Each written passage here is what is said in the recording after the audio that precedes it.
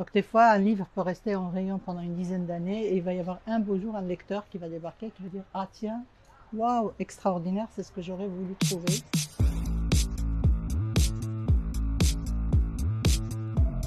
La librairie Porte d'Enfa existe depuis 2001, donc nous sommes à notre 22e année d'existence dans ce quartier et dans ce lieu. Nous avons principalement des livres d'art et des livres jeunesse, de livres prescrits scolaires et puis toute la littérature qui peut intéresser les lecteurs d'aujourd'hui qui est dans l'actualité, notamment les essais, les romans. On sélectionne un peu ce qui va plaire aux lecteurs marocains.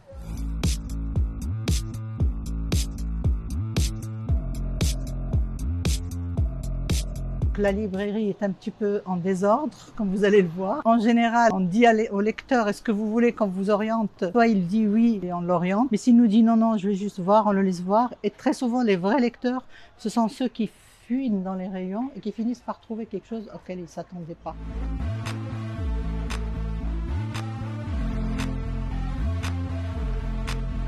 J'achète énormément de livres et donc je n'ai même pas le temps de leur mettre des prix parce que des fois on me fait la remarque pourquoi il n'y a pas les prix sur les livres, je peux pas.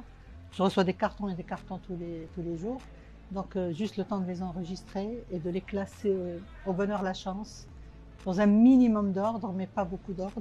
Donc voilà, vous allez voir, vous allez circuler des essais par-ci, des essais là-bas, des livres d'art ici, des livres d'auteurs marocains là.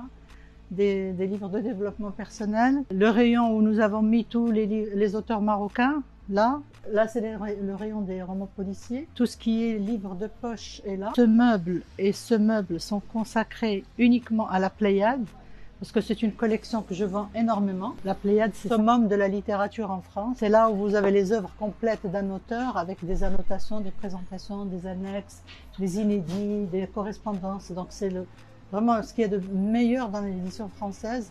Et les auteurs qui rentrent dans la Pléiade sont les plus chanceux et c'est bien entendu les plus lus et les plus connus.